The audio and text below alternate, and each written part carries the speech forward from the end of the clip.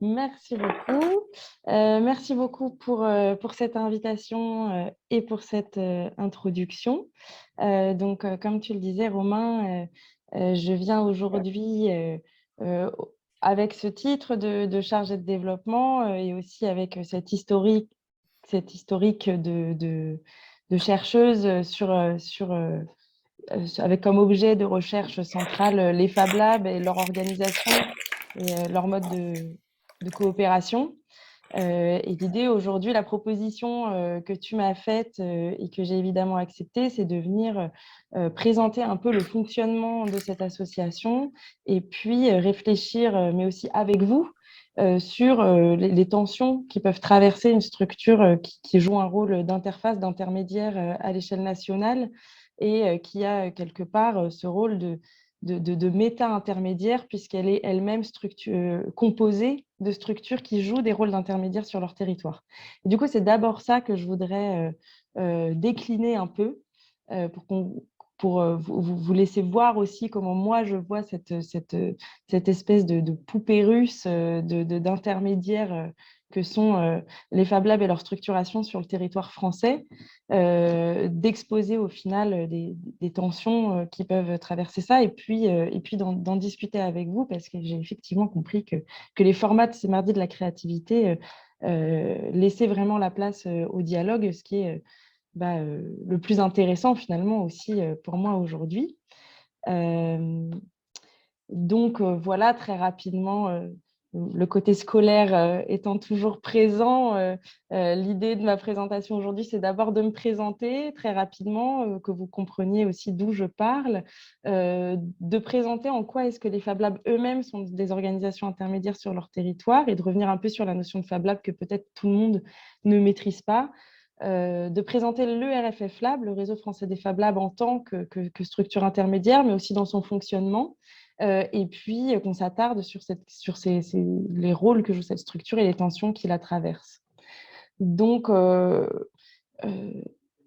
tu disais en introduction, Romain, qu'effectivement, j'ai un lien avec les Fab Labs qui a toujours été un peu bicéphale, on va dire. D'une part, un engagement personnel et d'autre part, un objet d'activité professionnelle. Et je pense que c'est un cadre un peu important, comme je disais tout à l'heure, pour comprendre d'où je parle en observant cet objet. Je vous proposais de retracer un petit historique où, depuis presque 10 ans maintenant, les Fab Labs et leur structuration en France sont un peu au cœur de mes préoccupations, avec une entrée sur le sujet qui s'est faite, un intérêt, je ne l'ai pas mis, mais qui s'est fait d'abord dans le cadre de mon activité de travailleuse sociale, où les Fab Labs se sont imposés à moi quelque part comme une solution technique pour faire du prototypage. Mais mon premier ancrage vraiment en lien avec les Fab Labs s'est fait dans le cadre d'un stage, lui-même inscrit dans le cadre d'un programme ANR qui s'appelait OpenPUC pour Open Innovation in Urban China, et où j'ai eu le plaisir de me voir confier la tâche d'étudier les Fab Labs en France et leur dynamique en France pendant 8 mois, et avec un focus particulier sur un Fab Lab toulousain, ce qui m'a permis de vraiment avoir une approche très intégrée dans ce lieu et dans ce réseau, ce qui m'a conduit ensuite sur le plan personnel à m'investir assez intensément dans le Fab Lab Artilect dans lequel j'étais localisée à Toulouse, puis dans le réseau français des Fab Labs de par l'accompagnement de sa création, accompagnement qui a été permis et soutenu parce que j'ai pu être prise en stage dans le cadre du Fab Lab suite à la recherche. Et puis, on suivit 4 années de doctorat, comme tu le disais, Romain, à Télécom Paris Tech, qui a perdu son tech depuis, sur les Fab Labs, et puis à l'échelle d'une étude doctorale centrée sur l'échelle internationale et locale à travers le cas d'Artilect, ce qui m'a permis de focaliser mon engagement personnel dans le cadre du réseau français des Fab Labs à l'échelle nationale, et notamment dans le cadre du conseil scientifique, avec notamment la publication d'un livre blanc avec Camille Bosquet et Matei Georgiou, et l'organisation d'événements pour créer le lien entre les praticiens et les chercheurs. Et puis, au terme de mon doctorat, j'ai eu le plaisir d'avoir finalement un retour au terrain et un ancrage dans le terrain, puisque depuis 1 an, je suis l'heureuse chargée de développement du réseau français des Fab Labs, ce qui était une première création de poste pour cette association, qui est donc en grande mutation. Je voulais proposer de revenir un peu sur ce que sont les Fab Labs et pourquoi est-ce que je les considère comme des organisations intermédiaires dans leurs Je crois, écosystèmes. Constance, qu'il n'y a plus la présentation. Ah, Ouais. Je ne sais pas ce qui s'est passé exactement. alors, j'ai Nous, on arrêté. l'avait, Guy. Je ne sais pas ce qui s'est passé pour toi, là. C'est peut-être elle a décroché, mais Constance, non, c'était tout beau. On suivait ta présentation avec beaucoup d'attention. Oui, on te suivait, hein, t'inquiète pas, hein. Alors, si là, est-ce que là, tu l'as? Oui, on l'a, oui. Très bien. D'accord. Tout le Merci. monde l'a. Hop. Ah bah là, elle s'est fait. Ah bah écoutez, elle a décidé de faire. Hop là. Donc, rapidement, parce que peut-être tout le monde n'a pas le même niveau d'acculturation, de sensibilisation à ce que sont les Fab Labs. Donc, ce sont des structures locales, des espaces de fabrication, des Fabrication Laboratories, qui ont comme particularité de proposer de la fabrication numérique personnelle, donc de permettre à tout un chacun de produire par et pour soi-même, donc do it yourself and with others, qui sont des vecteurs de développement local, ça j'y reviendrai un petit peu, euh, qui sont tous extrêmement hétérogènes, donc que ce soit dans leur modèle économique, les cadres de leur implantation, leur statut juridique, les publics qu'ils accueillent, les spécialisations techniques et technologiques qu'ils privilégient, et puis des structures qui globalement ont des modèles non stabilisés, même si depuis les 20 années que les Fab Labs se développent, des modèles se structurent. Il y a à la fois des standards qui émergent et en même temps de l'expérimentation et une grande diversité de modèles qui se poursuit. Et c'est aussi des structures qui s'organisent et qui forment un réseau mondial, qui est outillé d'outils.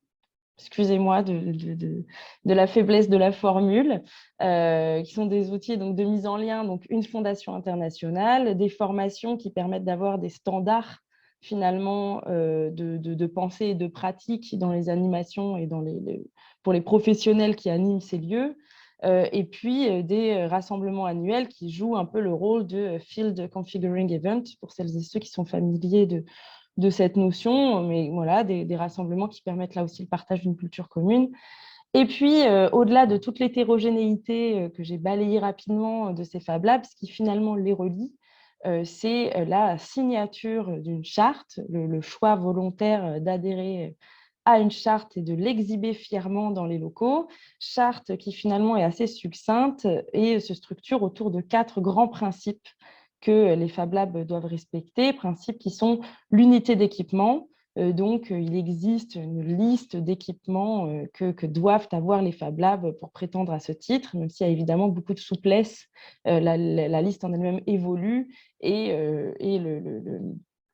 le jugement de a-t-on respecté ou pas ce critère est extrêmement souple, mais c'est un idéal d'équipement avec un minimum commun. Donc, qu'est-ce qu'on retrouve dans cet équipement spécifique? On retrouve notamment de l'impression 3D, de la découpage laser, du fraisage numérique, des CNC, etc. Le deuxième grand principe est la participation au réseau, la nécessité de s'engager et de prendre part au réseau et au partage. L'ouverture et l'accessibilité à tous, qui doit se manifester par au moins une demi-journée par semaine d'ouverture au grand public. Et puis, le fait d'être inscrit dans une logique de partage qui se retrouve à la fois au sein des lieux où on invite chaque membre de la communauté à partager ses connaissances aux autres, et puis qui se retrouve au sein du réseau plus large, où la connaissance doit circuler entre les lieux pour finalement réussir à atteindre l'idéal que poursuivent les Fab Labs, qui est d'avoir de la production locale nourrie par une circulation globale de la connaissance.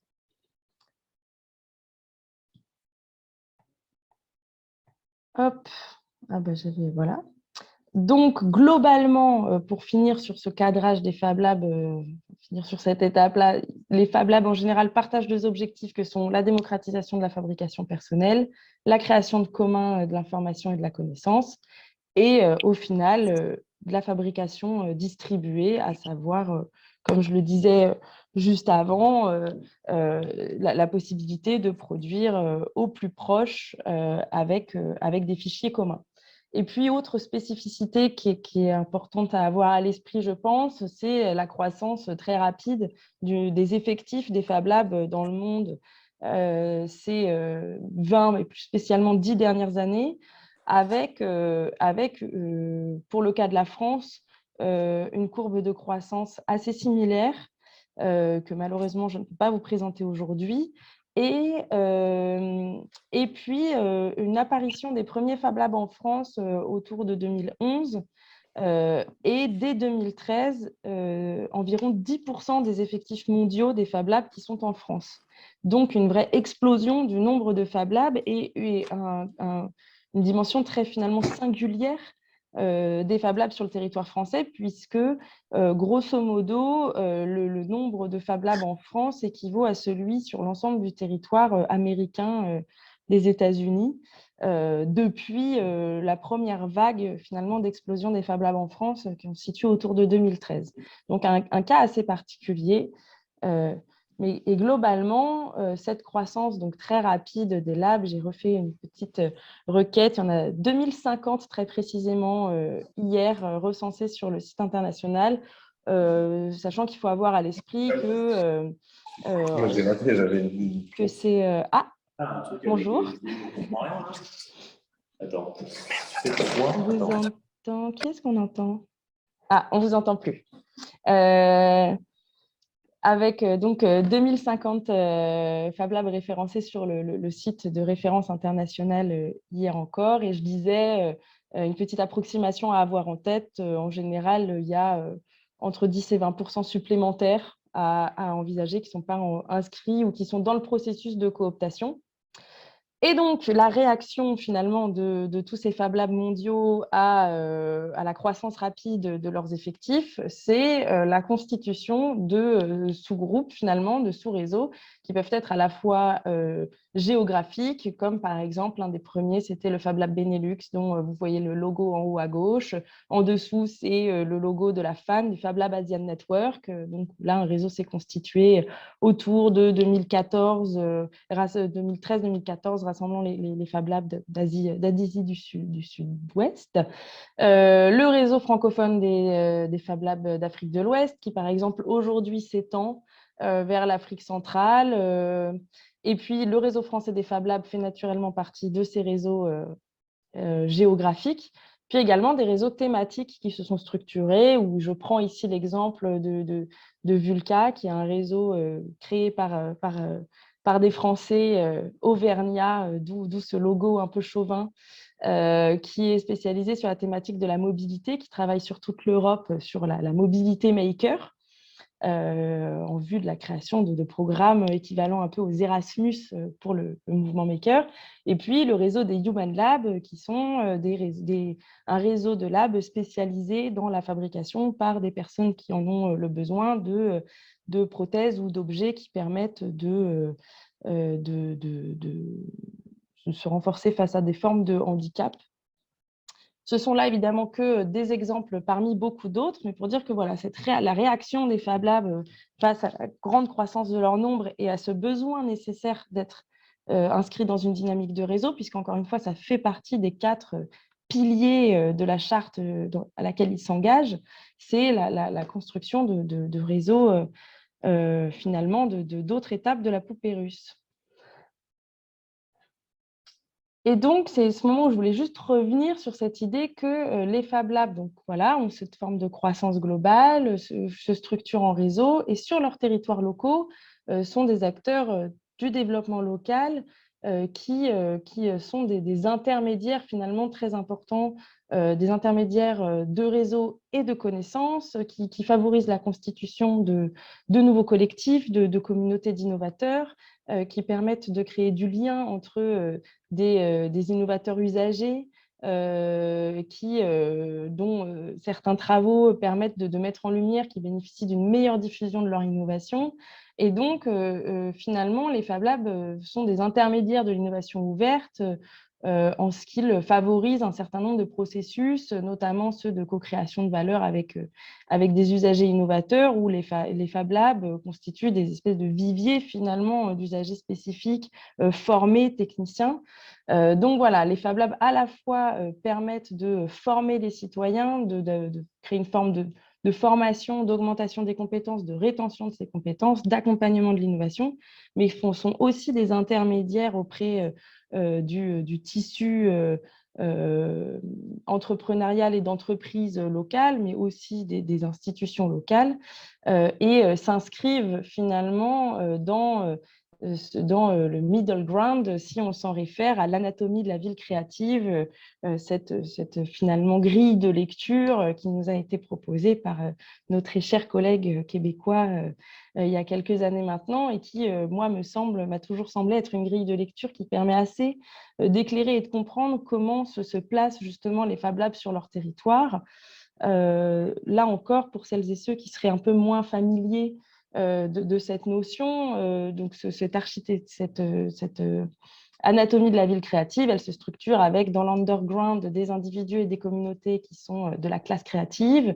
Donc, pour le cas des Fab Labs, ce sont les membres, artistes particuliers, collectifs non formalisés, usagers divers qui vont utiliser le Fab Lab comme un espace de développement de leurs idées, de leur créativité, avec le minimum de cadres et de contraintes, parce que c'est vraiment une des spécificités de ces lieux. Le Pearl Ground est constitué des institutions publiques et privées qui agissent dans le cadre de réseaux formels. Et puis, le middle ground, ce sont ces collectifs créatifs qui agissent comme des plateformes intermédiaires qui créent l'interaction, la transition des zones de rencontre, finalement, qui sont des agents de la rencontre entre acteurs situés dans l'underground et dans l'upperground, avec 4 composantes clés de ces acteurs du middle ground, qui sont le fait d'être des espaces, d'avoir des espaces cognitifs qui permettent aux spécialisations de se rapprocher, des lieux qui sont des espaces physiques ou potentiellement virtuels de rencontres, mais dans lesquels s'engagent des formes de socialisation entre acteurs de l'upper et de l'under, des projets qui sont voilà, c'est les acteurs du middle ground proposent et offrent et permettent de se structurer autour de projets, de structurer la connaissance dans ces cadres-là, et puis des événements de mise en relation et qui vont pouvoir permettre la rencontre. Et en fait, finalement, ces 4 éléments se nourrissent mutuellement. C'est assez intuitif comment ces éléments s'articulent. Alors, je voulais mettre tout ça en avant pour bien mettre en évidence que finalement, les Fab Labs, donc sur leur territoire, sont eux-mêmes des acteurs intermédiaires qui s'inscrivent finalement assez naturellement dans ce rôle d'acteurs du middle ground et qui présentent pour beaucoup chacune de ces 4 composantes clés qu'on va, vous allez le voir, retrouver à l'échelle nationale, celle du réseau français des Fab Labs pour ce qui est de notre cas particulier de la France. Est-ce que peut-être, je ne sais pas non, si vous faites ça, peut-être il y a des questions à ce stade-là où on les garde pour la fin et je déroule, vous me dites. Moi, j'aurais une question pour en rendre les choses un peu plus concrètes. En fait, je trouve le fait de mobiliser le cadre de Patrick Coendé et Laurent Simon assez intéressant. Mais est-ce que tu aurais des exemples concrets à nous donner de ce que, en fait, du lien entre le underground que tu as vu durant toute, je veux dire, comment dire, toute la participation que tu as eue dans les Fab Labs, que tu as encore, et du lien surtout, en fait, qui est moins évident entre le middle ground et l'upper ground, Oui. comment ça passe de l'un à l'autre. Je pense qu'un ou 2 exemples concrets, ça nous permettrait de visualiser en fait comment ça fonctionne. Oui, bien sûr. Hop. Du coup, je vais juste arrêter le partage, Oui. le temps de répondre à cette question pour qu'on se voit pendant ce moment-là. Je vais prendre un exemple que je maîtrise assez puisque je l'ai vécu, donc qui remonte à quelques années mais sur lequel je suis assez à l'aise. Donc, c'est un exemple qui se passe dans le cadre d'Artilect, Fab Lab toulousain, dont je vous disais tout à l'heure que j'y avais, dans lequel je me suis engagée pendant un certain nombre d'années. Donc, ce Fab Lab, donc, s'est inscrit dans un bâtiment qui était une ancienne entreprise de faïence, aux côtés d'un espace de coworking, en utilisant l'espace boutique pour y installer le Fab Lab. Et puis, attenante à cet espace, il y avait une très grande halle de plus de 5000 mètres carrés, mais qui aurait nécessité d'être complètement réhabilitée pour être un ERP habilité, on va dire. Et dans cet espace-là, dans ce lieu-là, deux exemples. Le premier, c'est celui des Fab Lab Festivals, donc des événements nationaux organisés par à peu près 150 bénévoles, dont une grande partie de personnalités créatives très diverses, et puis avec le soutien d'entreprises locales, un peu des institutions publiques, mais finalement assez peu, parce que c'était un objet assez étrange encore. Et je fais très court et très raccourci, mais finalement, ces événements, ces rencontres organisées par des acteurs d'une organisation elle-même un peu marginale, un peu alternative, qui cherchait à s'institutionnaliser davantage, ont donné lieu à la création donc de nombreux projets. Donc, c'est 5000 personnes qui se présentent là-bas, avec des startups présentes, des projets de lab, une cinquantaine de projets à l'échelle nationale, mais aussi des industries et des représentants de grands groupes industriels qui cherchaient à développer en interne des laboratoires d'innovation, pour certains qui existaient déjà, pour d'autres qui étaient en structuration et qui cherchaient de l'inspiration ou davantage de compréhension des méthodes à l'œuvre dans ces lieux-là un peu primitifs. Et donc ça, première édition du Fab Lab Festival, et seconde édition du Fab Lab Festival est inaugurée dans ce cadre-là l'association Fabenco, qui est l'association des labs industriels français, donc qui regroupe les labs internes, par exemple, de Renault, d'Airbus, Dassault, etc. Donc là, on voit qu'il y a une porosité qui se crée, qui se répercute de manière différente. Et aujourd'hui, les liens existent toujours entre le RFF Lab et cette association Fabenco. Donc ça, c'est à l'échelle nationale, de comment des réseaux se structurent, s'inspirent, se côtoient et se soutiennent mutuellement, puisque ces labs industriels apportent aussi du soutien, notamment par du mécénat ou du mécénat de compétences aux activités du RFF Lab et de ses membres. Et peut-être un autre exemple qui me semble très intéressant, c'est celui du projet Print My Leg. Si vous allez chercher, et je vois que Raphaël Suire est présente ici, et que c'est aussi un projet qu'il connaît, puisqu'il est en lien avec My Human Kit et tout cet ensemble d'éléments mis en open source. Le projet de Print My Leg, c'est Christophe Debar, qui se trouve être salarié chez Airbus. Donc, on est toujours sur le territoire toulousain. Qui par ailleurs se trouve être un usager du Fab Lab Artilect sur son temps libre, notamment parce qu'il se trouve que cette personne a une prothèse sur le mollet d'une de ses jambes, puisqu'il a subi une amputation à l'adolescence. Lui est très à l'aise avec ça, mais cherche à avoir des prothèses à la fois plus esthétique, plus intéressante, plus valorisante, parce que c'est quelqu'un de très actif, de très sportif, qui vit lui-même très bien son handicap, mais finalement trouve qu'il y a des choses à faire davantage esthétiques dans le domaine de la prothèse, et que pour faire ça, en fait, on va très très vite dans le domaine industriel, on va très très vite sur des budgets extrêmement importants. Ah bah voilà, parfait. Donc, il se tourne vers le Fab Lab Artilect, et notamment le groupe de travail design de ce Fab Lab-là, où se retrouvent des bénévoles pour beaucoup de designers produits. Le GT Design arrive un peu au bout de ses capacités techniques, au bout de quelques mois après avoir accompagné sur le travail de la prothèse, et se tourne vers le volet pro, vers le Fab Lab professionnel d'Artilect pour utiliser ces machines. Le Fab Lab professionnel met à disposition ces machines, notamment son scanner 3D et ses imprimantes 3D davantage performantes avec des matériaux plus intéressants. avance la création d'une première prothèse qui devient vraiment sympa. Mais pour avancer au-delà du troisième prototype, ils ont vraiment besoin de techniques un peu plus puissantes, un peu plus performantes. Et c'est là que Christophe se tourne vers le Protospace, le lab d'innovation interne d'Airbus, qui accepte d'intégrer ce projet à son circuit. Donc là, il va avoir le soutien et l'aide d'experts et de techniciens matériaux et autres internes à Airbus de différents services par l'intermédiaire du lab d'innovation interne d'Airbus. Et arrivé au dernier stade de fabrication avant le lancement, la mise finalement en public et en service de cette prothèse, il y a encore un dernier matériau qui ne peut pas être traité sur le territoire français. Et là, le lab interne d'Airbus, finalement s'appuyant sur les logiques de réseau dont ils se sont inspirés dans le cadre des Fab Labs, fait appel à un autre protospace présent sur le territoire américain qui vont, eux, faire la dernière étape de fabrication pour que finalement cette prothèse puisse revenir et être présentée et inaugurée au 3e Fab Lab Festival, toujours organisé par cette association Artilect, dans un modèle très bénévole et artisanal.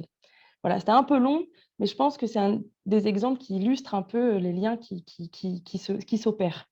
Merci. Je crois que Raphaël a une question. Il a attendu longuement. Non, non, mais en fait, ça allait un peu dans ton sens, Guy. Bonjour Constance et puis bonjour à tous. En fait, moi, ce qui me gêne un peu dans la mobilisation a priori de ce cadre d'analyse, c'est que ça donne un peu la sensation que, mais c'est le cas pour le modèle plus général, que le territoire créatif, il est un peu au service de l'industrie installée. Et je trouve que quand on l'applique a priori au Fab Lab, c'est comme si finalement les Fab Labs ne pouvaient pas trouver leur issue ou une forme de trajectoire institutionnelle qui leur appartiendrait sans l'interaction avec le Pugground en fait. Tu vois, c'est-à-dire que là, dans les exemples que tu donnes, on sent bien que la recherche de légitimité ou le passage à l'échelle, ça peut passer, et en effet, ça peut passer par l'interaction avec le Pugground, mais au fond, il n'y aurait pas d'autre issue peut-être que celle-ci, en fait. Tu vois, est-ce que en fixant ce cadre-là a priori, on s'oblige pas à penser aussi dans cette interaction obligatoire avec le Pugground? Alors, j'ai bien la sensation que ça doit pas être simple en interne de se dire est-ce qu'on y va, est-ce qu'on n'y va pas avec les gros. Mais tu vois, est-ce que quelque part on se limite pas dans ce que peut être la trajectoire institutionnelle des Fab Labs en fait? Bon voilà, c'est juste une remarque en fait. On anticipe peut-être la suite de cette Peut-être. présentation, on va voir. On peut peut-être revenir dessus après. Et en fait, moi, je trouverais ça intéressant peut-être d'avoir l'étape 2 de cette remarque et toi, les autres approches que tu entrevois et les autres façons d'appréhender justement cette trajectoire institutionnelle des labs. Parce que je pense percevoir dans ta question que toi, tu as des visions alternatives à proposer. En tout cas, je pense effectivement que c'est pas. Enfin, là, je prends ces exemples-là à la fois parce que je les maîtrise et parce qu'ils sont finalement un peu grandiloquents. Enfin, ils ont quelque chose voilà, d'une certaine envergure assez sympa. Ce qui est absolument certain, et je disais plus tôt dans la présentation, c'est que les modèles sont extrêmement variés et qu'il y a un très grand nombre de Fab Labs qui n'ont absolument aucune interaction avec les acteurs industriels de leur territoire, soit parce qu'ils sont situés dans des bassins désindustrialisés, soit parce qu'ils ne sont pas particulièrement intéressés, parce que ce n'est pas ces pratiques-là qui se développent dans leur lab, et finalement, ce n'est pas comme ça qu'ils s'inscrivent dans leurs écosystèmes. Après, moi, je pense qu'on peut avoir aussi une vision un peu souple de ce cadre-là et d'appréhender le cadre de l'upperground comme finalement vraiment la relation avec la collectivité locale. Comment est-ce que le fait qu'une petite collectivité locale finance de l'impression 3D et soutienne, par exemple, dans le cadre de la crise Covid, en fournissant du filament, la production par de jeunes makers de visières qui vont ensuite servir et être utilisés dans les services de santé proches. Enfin, il y a une forme de mise en lien, d'interaction, voilà. Voilà, quand je dis une appréhension souple de ce cadre-là, c'est que ce qu'on met dans l'upperground, si on le considère comme l'ensemble des institutions publiques et privées qui travaillent dans le registre formel, alors on sort de la seule lecture de l'industrie d'envergure, quoi. Non, je suis d'accord. Mais moi, en fait, je te posais cette question, après peut-être on va arrêter l'échange, mais pour te laisser poursuivre. Parce que dans mon papier de 2019, là que tu as gentiment cité, en fait, j'étais parti avec le cadre de Coend. Et puis au premier tour des rapporteurs, en fait, je me suis fait méchamment retoquer en m'expliquant que ça, c'était bullshit et que c'était pas du tout ça dont j'avais besoin. Pour arriver finalement sur une figure conceptuelle qui était beaucoup plus souple, qui était celle de la plateforme d'intermédiation. C'est la mise en relation, la mise en réseau de parties prenantes, en fait. Et il n'y avait pas besoin d'aller faire référence mécaniquement, tu vois, à des gens qui étaient installés, fortement visibles, enfin la définition de l'upper ground. Et du coup, en effet, ça me semblait finalement peut-être plus souple de dire, bah, en fait, les Fab Labs sont des plateformes, ça je crois que c'est très vrai, tu vois, de mise en réseau d'intérêts complémentaires, et puis peut-être que ça suffit en fait, pour embrasser toute la variété de ce que sont les mises en relation en fait. Mais bon, peut-être que tu peux continuer en fait, et puis bon, pas monopoliser. Hein. Bonne suggestion, mais bon, c'est vrai que ça permet aussi d'avoir une discussion qui est à la fois pratique et conceptuelle sur la manière d'appréhender ce drôle d'objet, finalement, d'organisation intermédiaire qui est le Fab Lab. On te laisse continuer, Constance. Hop là, c'est parti.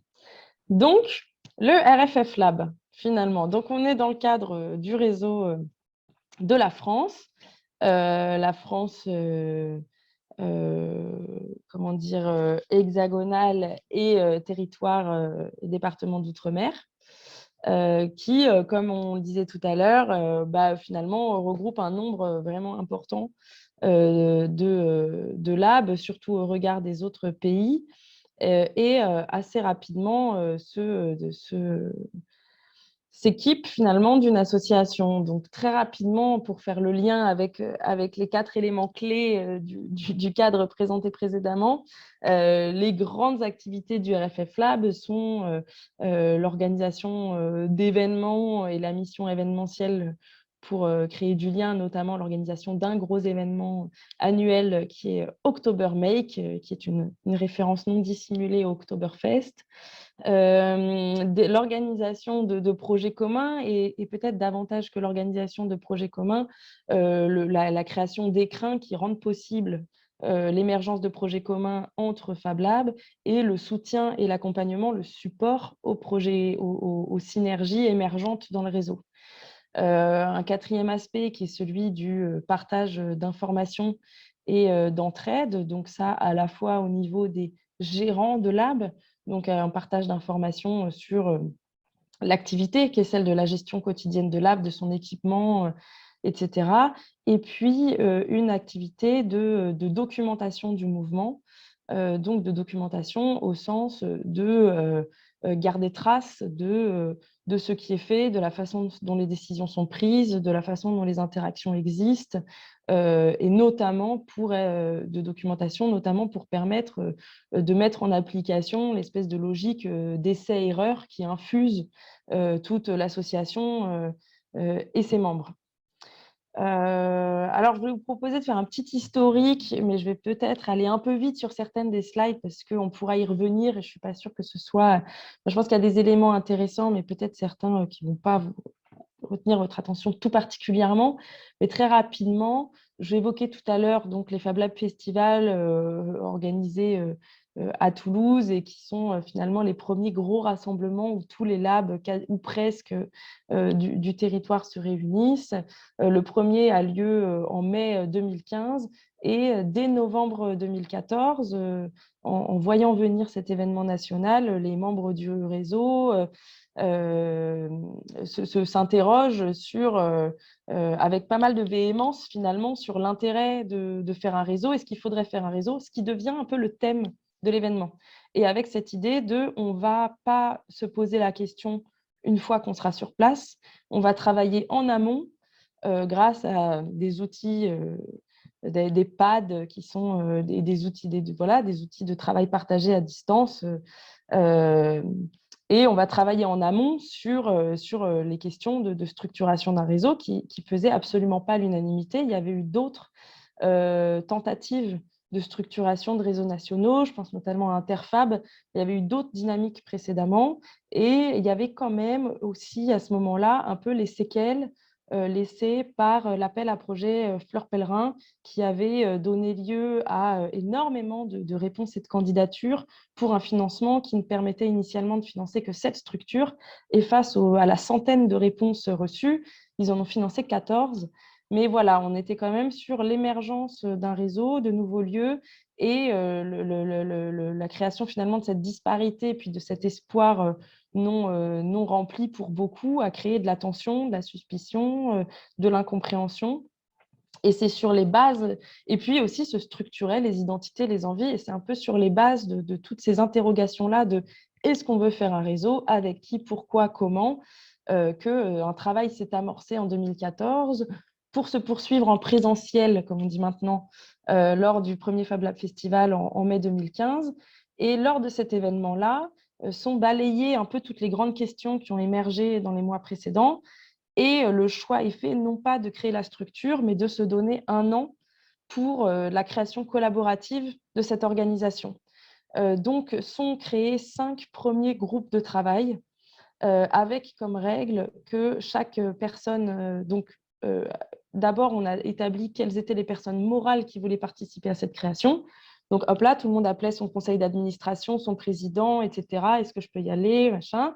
Donc, tous les labs qui ont eu finalement cet aval-là collectif se sont inscrits. Et le lendemain, il y a 25 personnes voilà, se posaient la question qui sont les personnes physiques qui peuvent créer cette structure. Et la règle était chaque personne ne peut s'engager que dans un groupe de travail pour maximiser l'engagement de chacun. Parmi ces groupes de travail, il y en avait notamment un sur la rédaction des statuts et du règlement intérieur, auquel moi j'avais participé, et donc d'autres qui ont travaillé sur les projets, sur la communication, etc. Et par exemple, le groupe de travail sur statut et règlement intérieur, on a eu de mai à août pour faire un premier jet. Puis, les textes ont été ouverts et mis à disposition de tout le monde pour commentaires. Pendant 2 mois, l'ensemble des personnes actives sur les mailing lists existantes à cette époque-là et sur les réseaux sociaux existants ont pu contribuer pour qu'enfin les textes finaux soient validés mot à mot lors d'une réunion en présentiel en novembre. Donc, je pose ça parce que c'est vraiment les fondements d'une organisation extrêmement horizontale, extrêmement collaborative et qui, échaudée quelque part par les conflits qu'elle a dû dénouer pour se construire, fait le choix de l'extrême transparence, d'une grande horizontalité et d'une grande collégialité. Donc, finalement, 1 an plus tard, en mai 2016, la première Assemblée générale se réunit et se pose toujours un très grand nombre de questions, mais au moins les fondamentaux ont été posés, on va dire, proprement. Et puis, dans les années qui suivent, donc, interviennent les premières grandes actions, donc, à savoir avoir à l'esprit que l'ensemble des activités de cette association reposent sur du bénévolat. Et donc, il y a un grand rassemblement annuel, il y a le conseil scientifique donc, qui se constitue et qui produit un premier livre blanc. Là, il y avait là comme enjeu vraiment de positionner aussi cette association comme en capacité de produire de la connaissance et d'amener une forme de légitimité et de crédibilité en tant que structure capable de produire de la connaissance par et pour elle-même.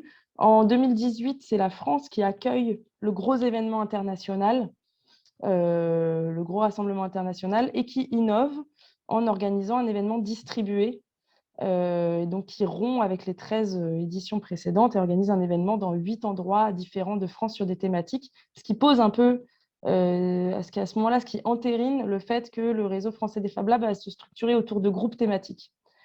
Ça devient la logique du fonctionnement.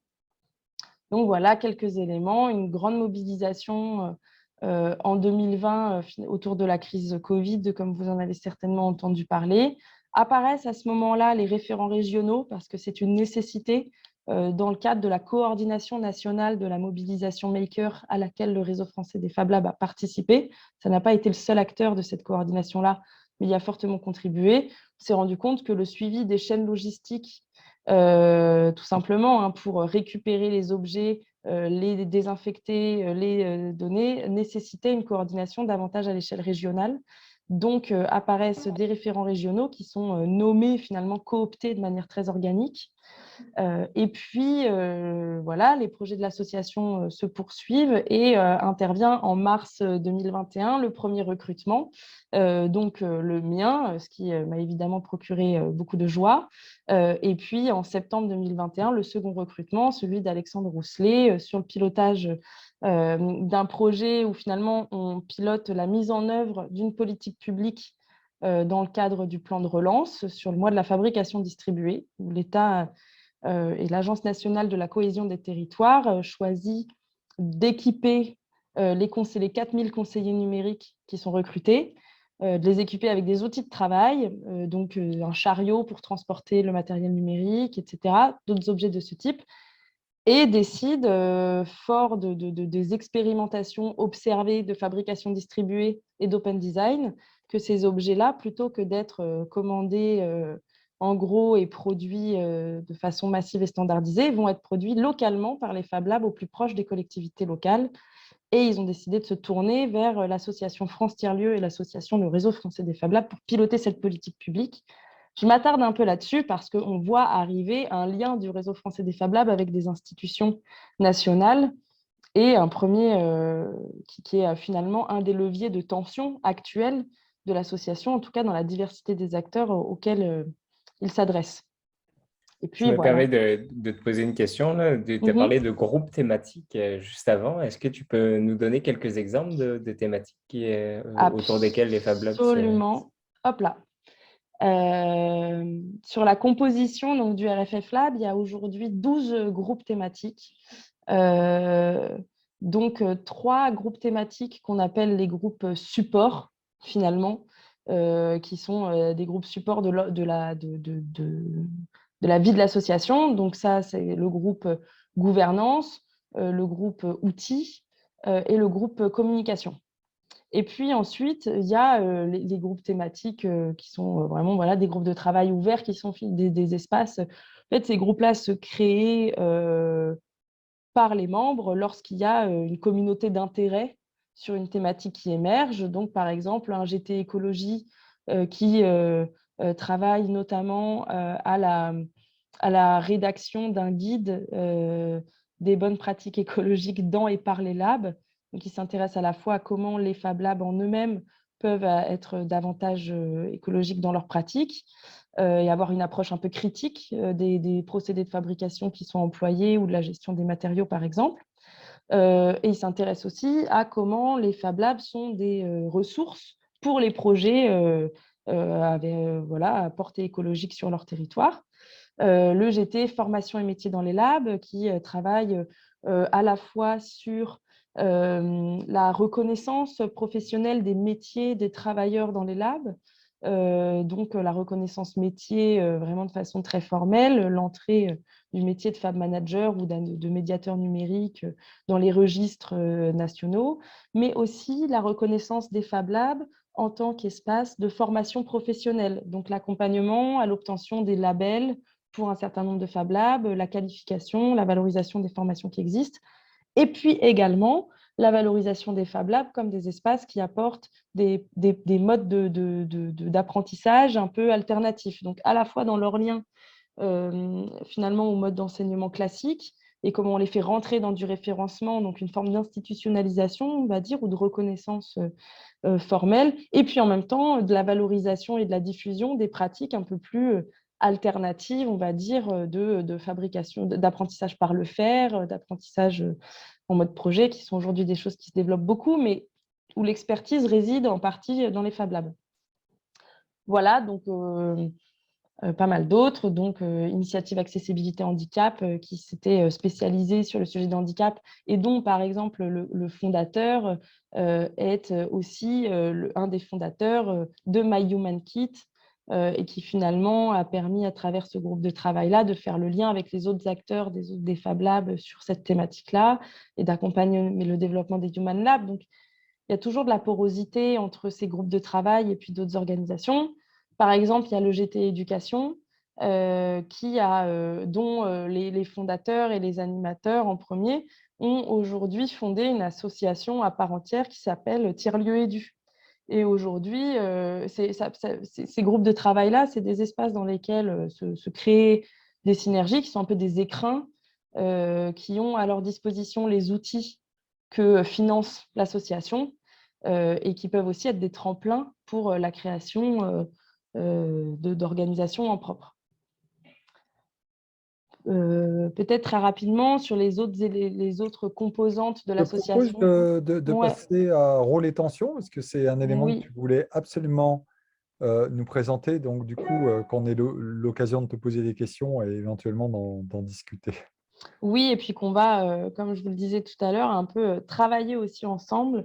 Moi, je compte aussi sur cet échange pour une aide à la prise de perspective sur ces éléments-là. Peut-être juste dire qu'aujourd'hui, l'association, elle se donne 5 axes et 3 thématiques transversales, donc un petit E. Donc, sur la création de partage de commun, le conseil et l'accompagnement. Et sur ce point-là, il y a un point de tension qui vient, vous allez le voir. La formation professionnelle, donc on vient d'en parler, la dimension événementielle et puis un volet prospectif qui est principalement porté dans le cadre du conseil scientifique. Et donc, il y a une très grande diversité des interlocuteurs, à la fois les institutions publiques, les réseaux nationaux, les réseaux locaux qui se structurent, les membres, autant les personnes physiques que les personnes morales, puisque le réseau est composé de collèges des Fab Labs, des projets de Fab Labs, des sympathisants qui sont l'ensemble des structures qui trouvent un intérêt à être en lien avec cette association, et puis des usagers de Fab Labs. Donc, il y a ces différents niveaux-là de membres dans l'association qui n'ont pas du tout finalement les mêmes besoins et les mêmes intérêts à la rejoindre, et puis des entreprises diverses. Donc, en pensant à cette intervention, j'ai identifié plusieurs tensions qui traversent et des pistes de réponses qu'on essaye de mettre en œuvre dans la pratique, mais qui ne sont pas forcément aujourd'hui suffisantes, ou en tout cas qui méritent d'être souvent approfondies, creusées, ou qu'on pousse la réflexion sur ces points-là. Un premier que j'ai peut-être maladroitement posé comme une tension sur la professionnalisation et l'institutionnalisation, où à la fois il y a un enjeu aujourd'hui de professionnalisation de l'association, notamment parce que voilà, il y avait un vrai besoin de recrutement pour décharger les bénévoles qui ont pour certains laissé beaucoup de plumes en ayant un engagement très fort. Et en même temps, le RFF Lab s'est toujours positionné comme une organisation alternative, militante, qui vient questionner et bousculer le cadre de l'intervention publique sur ces sujets-là. Et donc, il y a aujourd'hui à la fois une tension pour moi qui traverse très fortement notre association, c'est qu'on cherche à vraiment se positionner comme une structure professionnelle, de confiance, qui est en capacité, par exemple, dans le cadre du projet dont je vous parlais tout à l'heure, de piloter, d'être quelque part le bras armé de la mise en œuvre d'une politique publique, et qui en même temps cherche auprès de ses membres et de ses interlocuteurs à maintenir cette identité de structure organique avant tout portée par ses membres. Cette tension-là, elle rejoint finalement la suivante, qui est celle entre salariat et bénévolat, puisque un des objectifs, un des enjeux premiers qui a été posé au moment des premiers recrutements, et du mien en particulier, était celui de ne surtout pas substituer l'activité salariale à l'engagement bénévole, puisque c'est plus de 150 bénévoles très actifs qui font l'association depuis sa création. Et en même temps, comment est-ce qu'au quotidien, dans le développement d'une organisation, finalement, ça se fait assez naturellement de laisser les salariés, de par leur niveau d'information qui est supérieur et de par leur situation, de les laisser prendre en charge à la fois la mise en œuvre, mais aussi la décision et la vision. Donc, comment est-ce qu'on maintient un fort engagement bénévole? Donc ça, aujourd'hui, les pistes de solutions qu'on y trouve, c'est un système de représentation systématique salarié bénévole qui n'est par exemple pas honoré aujourd'hui. C'est un peu une exception à la règle, mais tous les événements dans lesquels on est invité, et tous les cadres, aussi formels soient-ils, dans lesquels on est invité à être représenté, il y a une représentation prioritaire aux bénévoles, et sinon systématique bénévole salarié. Et la représentation unique salariée est vraiment le dernier recours. Et puis, ce découpage matriciel avec des référents régionaux et des groupes thématiques, dont les référentes thématiques, qui font que les activités sont finalement un peu quadrillées par des référents bénévoles. L'autre tension, je les décline un peu, et comme ça, après, on pourra en discuter dans la demi-heure qui nous reste, c'est celle sur l'offre de services et notamment la structuration d'une offre de services qui permet à l'association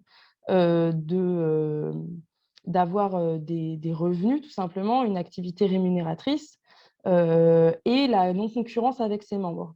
Je m'explique un peu. Une des activités finalement très importantes des membres du RFF Lab au nom du RFF Lab depuis sa création, c'est l'accompagnement d'institutions, notamment de collectivités locales, dans la création de leurs Fab Labs locaux. Donc, on a à la fois un besoin, le RFF Lab a finalement les compétences, les connaissances, et c'est la principale valeur quelque part de cette association, c'est le fait d'avoir un capital très important de connaissances sur les Fab Labs, leurs modèles, leur développement, etc., comment les construire.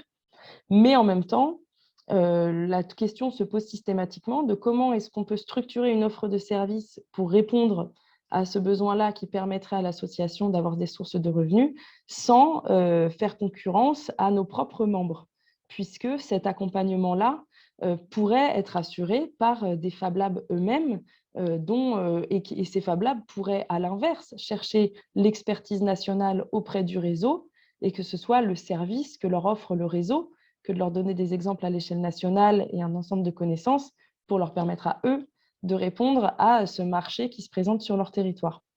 Donc, pour l'instant, la réponse qu'on trouve, c'est finalement une forme de non-réponse et on cherche à en structurer d'autres.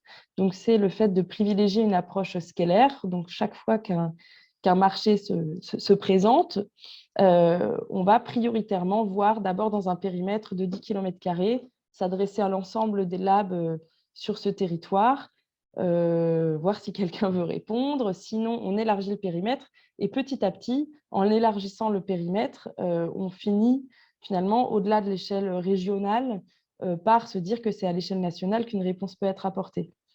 L'autre approche, au-delà des projets, des exemples de projets que je donne là, il y a aussi des appels à projets plus nationaux ou des appels à manifestation d'intérêt sur lesquels à la fois l'association nationale peut se positionner et en même temps des membres peuvent s'y positionner. Donc, après avoir notamment eu des pratiques qui nous ont semblé être à la fois le mieux qu'on pouvait, mais en même temps pas idéal et pas forcément souhaitable à reproduire, c'est instituer une nouvelle règle à partir du mois de décembre, qui est celle de l'appel interne systématique. Donc, le RFF Lab a un de ses canaux de communication interne dédiés aux appels à projets. Et si l'association en propre, donc en l'occurrence moi, par exemple, en tant que chargée développement, j'identifie un appel qui peut être une piste de réponse d'activité et de financement pour l'association, je dois manifester à l'ensemble de nos membres l'intérêt pour cet appel, identifier qui souhaite y répondre et aller avant tout vers une réponse collective. Et se donner comme priorité de formuler une réponse collective et de voir comment le RFF Lab se positionne en support ou en coordinateur et de laisser la priorité à ses membres.